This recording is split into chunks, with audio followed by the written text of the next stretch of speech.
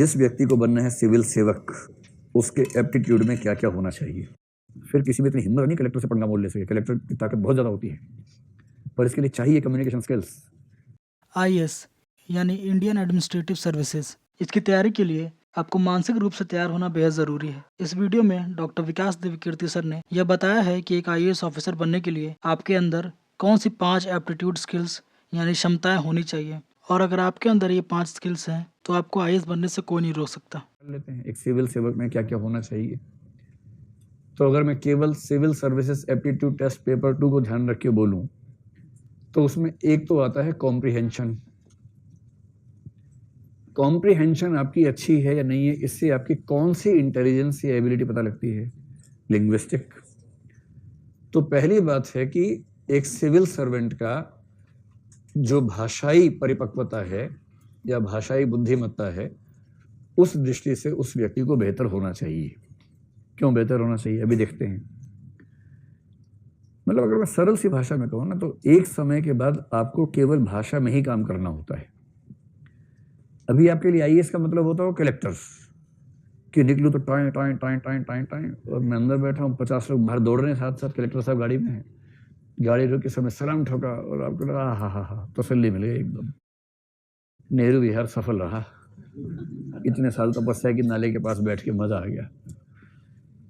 कुछ लोगों के दिमाग में इतना रहता है, और उनका मतलब आईएएस बनने क्या होता है कि खड़े खड़े फैसले कर दिए, खा पंचायत की तरह से, इसको मार निपटाओ, सब ये इस मूड में जरूर रहते हैं ना। लेकिन आप पाएंगे कि 7, 8, 9 साल की नौकरी के बाद, 14 साल के बाद तो पूरी तरह से, जहां 14 साल की नौकरी हुई, वनवास शुरू।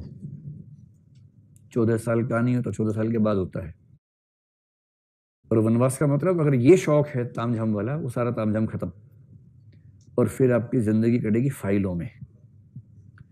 पर उस हर फाइल की ताकत इतनी ज्यादा है जितनी ताकत जिले के कलेक्टर की बिल्कुल नहीं हो सकती। कलेक्टर तो बहुत चूहा टाइप का है, पिद्दी टाइप का है उसके सामने। उस फाइल में लिखा हो कुछ, कलेक्टर बेचारा खड़े होकर पढ़ता है, बैठ के पढ़ नहीं पाता उसको, इतना खौफ खाता है उससे। पूरी जिंदगी आपका काम है लिखना और ठीक से पढ़ना। हजारों रिपोर्ट्स आएंगी, वो सारी पढ़नी होंगी, उनका सटीक अर्थ निकालना होगा, नोटिंग करनी होगी, ड्राफ्टिंग करनी होगी। आपके लिखे हुए एक एक शब्द से कई हजार करोड़ का खर्चा हो जाएगा। और अगर लिखने में आपसे एक शब्द के अर्थ का मतलब चेंज हो गया ना, वो सरकार या समाज के संसाधनों पर बड़ी करारी चपत हो सकती है। इतनी सटीक भाषा होनी चाहिए कि आप जो लिखना चाह रहे हैं एग्जैक्टली वही अर्थ निकले।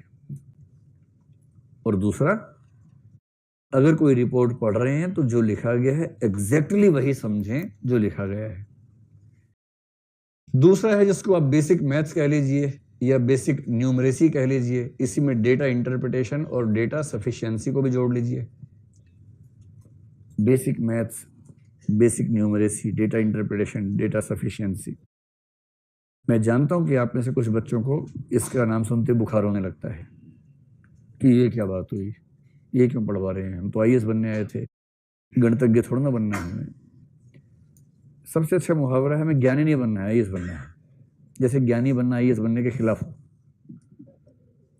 कि अरे आईएएस बनने से ज्ञानी बन गया, अब तो ये अभी आईएएस नहीं बन पाएगा, ऐसा थोड़ा ना होता है। और कई लोग मानते हैं कि ये सब बेकार की बात है, लेकिन आप आईएएस बन के क्या करेंगे इसके बिना। परसेंटेज निकालनी पड़े तो उसके बाद आप कहते हैं, किसी को बुलाते हैं, भाई परसेंटेज निकाल दो जरा, भाई साहब परसेंटेज निकालनी है जरा। कैसे काम चलेगा। आपको जिला संभालना है, जिले का पूरा बजट आपके पास है, 1000 तरह के खर्चे हैं, कौन सा खर्चा किस मद में किस तरह से हो, जब तक आपको डेटा समझ में ना आता हो, पिछले 10 सालों की रिपोर्ट्स आप तुलनात्मक रूप से किसी पाई चार्ट से या किसी टेबल से ना समझ पाते हो, जिस टेबल में 3 या 4 तरह के फैक्टर शामिल हो, टेबल पढ़ने में माथा खराब हो जाता हो, समझ नहीं आ रहा हो कि कैसे पढ़ें इसको। एक टेबल बनानी पड़ जाए, टेबल बन ही नहीं रही आपसे, मल्टीपल फैक्टर वाली टेबल। आप बिना डेटा को समझे, बिना डेटा को रिप्रेजेंट करना सीखे, कैसे उस सारे फंड्स के एलोकेशन को समझ पाएंगे और मैनेज कर पाएंगे जो करना है। आईएएस या आईपीएस बनने डंडा नहीं लाना होता, डंडा घुमाना बहुत छोटी बात है। आईएएस आईपीएस बनने के बाद, स्पेशली आईएएस बनने के बाद, आपको देश के सारे रिसोर्सेज को मैनेज करना होता है। और जो व्यक्ति, भाई आप आईपीएस ही बन गए, सभी राज्यों के तुलनात्मक आंकड़े अपराध के आपके सामने रखे हुए हैं। आपके जिले में पिछले 5 साल के अपराध के आंकड़े तुलनात्मक रूप से कोई वेन डायग्राम चार्ट में है, कोई टेबल में है, कोई ग्राफ में है, और आप कह रहे हैं किसी को बुलाओ, समझा के बताओ क्या लिखा है इसके अंदर। ईमानदारी की बात बता रहा हूं आपको मैं। जो लोग IRS बन के जाते हैं ना इंडियन रेवेन्यू सर्विस में, उनके जो जूनियर्स होते हैं असिस्टेंट, वो आते हैं SSC से, ठीक है, SSC जानते हैं ना।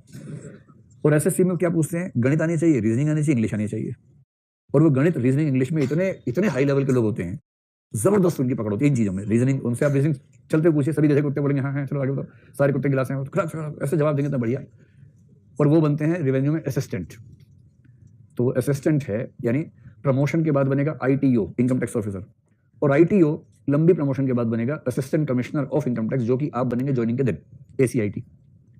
और ये SSC वाला व्यक्ति 11 साल की सर्विस के बाद ACIT बनेगा, जो आप Day 1 पे बनेंगे। असली बात आप सुनो, कई ऐसे असिस्टेंट कमिश्नर इनकम टैक्स होते हैं, IRS बन गए, अकाउंटिंग आज तक सीखी नहीं है, क्योंकि स्कूल में नहीं पढ़े अकाउंट्स, आर्ट्स पढ़े हुए थे, मैथ्स आता नहीं है, CSET में रीजनिंग और कॉम्प्रिहेंशन से काम चल गया था, क्वालिफाई कर लिया था। इंग्लिश आती नहीं है, हिंदी माध्यम से है, इंग्लिश उतनी ही आती है कि बाई चांस क्वालिफाइंग पास हो गया मेंस में, पीली चिट्ठी नहीं आई, ठीक। ये बहुत रेयर कॉम्बिनेशन है, ऐसा कॉम्बिनेशन बहुत सारे लोगों में होता है, बहुत लोगों में है। और इंटरव्यू ठीक से हुआ, सीधे IRS में लैंड किया, ट्रेनिंग हुई IRS की, ट्रेनिंग में आते हैं CA, इनकम टैक्स एक्ट सिखाते हैं, और इस आदमी का दिमाग का धुआं हो जाता है इनकम टैक्स एक्ट समझ के। इनकम टैक्स कैलकुलेशन सिखा रहे हैं, कॉर्पोरेट टैक्स कैलकुलेशन सिखा रहे हैं, उसको लग रहा है कि अरे यार औरंगजेब कहाँ चला गया। हमें तो उसमें मजा आता था कि ये क्या क्या सिखा रहे हैं हमें, और ये क्यों सिखा रहे हैं। उसके बाद फाइनल हो गया, ट्रेनिंग पूरी। ट्रेनिंग में पास करना ट्रेनिंग एकेडमी की नैतिक जिम्मेदारी होती है, वरना UPSC पे सवाल उठ जाता है। तीसरा है रीजनिंग और एनालिटिकल स्किल्स, क्योंकि आपको बेसिकली हर चीज का रीजन समझने की क्षमता हो और आप रीजनिंग से सही फैसले निकाल सके। IAS बनने के बाद, सिविल सर्वेंट बनने के बाद बेसिकली जीवन भर आपको केवल सही फैसले करने हैं। गिवन इन्फॉर्मेशन, सूचनाएं आपके पास है, उनकी ठीक से प्रोसेसिंग कर ली, और उस प्रोसेसिंग के बेस पे एक सही रीजनिंग का इस्तेमाल करते हुए ठीक फैसला कर लिया, इतना ही करना है। इसके लिए आपकी रीजनिंग की पावर अच्छी होनी चाहिए। रीजनिंग की पावर का मतलब वही नहीं होता सभी कुत्ते गधे हैं, सभी गधे बैलगाड़ियां हैं, वो नहीं होता इसका मतलब। इसका मतलब दिमाग विश्लेषणात्मक तरीके से चलना चाहिए, तार्किक रूप से चलना चाहिए, और ये CSET में भी आता है। और अगर मैं कहूँ कि एनालिटिकल स्किल्स की परीक्षा करने के लिए GS मेंस तो है ही, विशेष रूप से ऐसे भी है, ऐसे के पेपर में लिखा ही होता है कि ये पेपर एनालिटिकल स्किल्स की परीक्षा करने के लिए। कितना अच्छा है। जिस व्यक्ति की भाषाई क्षमताएं ठीक हैं, जिसको बेसिक मैथ्स, डेटा वेटा समझ में आता है, अगर आपको पहलवान बनना हो तो इसकी जरूरत नहीं बीच वाले की, है ना। पहलवान के लिए जो चाहिए वो अलग चीज है, लेकिन आपको सिविल सर्वेंट बनना है भाई, सीधी सी बात है ना। ऐसे ही रीजनिंग बेसिक लेवल पे आती हो।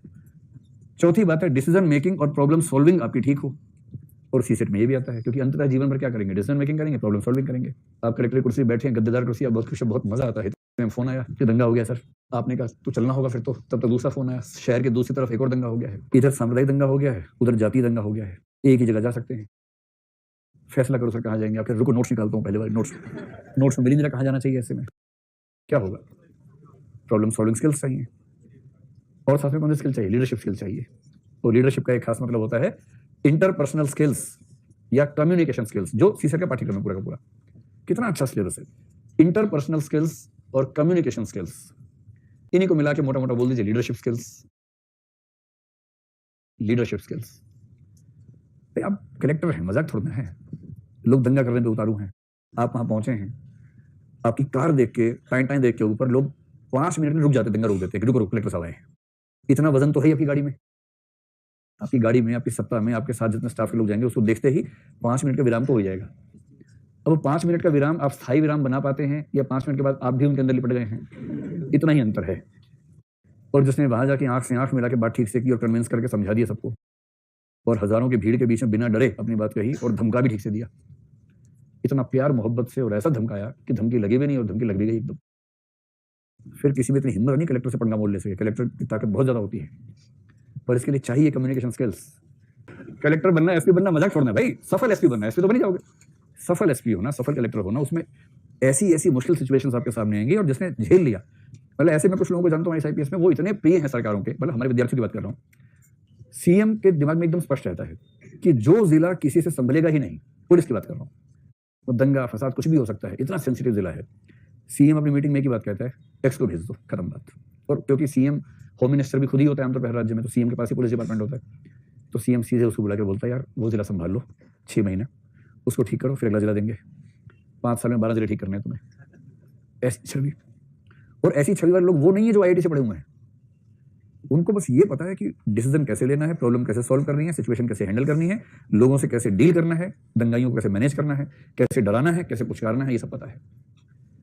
ऐसा आईपीएस जो टॉपर नहीं था पढ़ाई लिखाई में, लेकिन जिसने हैंडलिंग बहुत शानदार की, वही तो अच्छा है। आईआईटी का टॉपर था, यहाँ के आईआईटी खेल रहा है, तो फिर क्या फायदा होगा उसका, उससे क्या होगा उससे। तो ये सब क्षमताएं अगर किसी व्यक्ति में है तो हम कहेंगे उसके पास सही एप्टीट्यूड है सिविल सेवक बनने का। ऐसे ही इन्फॉर्मेशनल वीडियोस देखने के लिए हमारे चैनल को सब्सक्राइब करें। मिलते हैं अगले वीडियो में। बहुत बहुत धन्यवाद।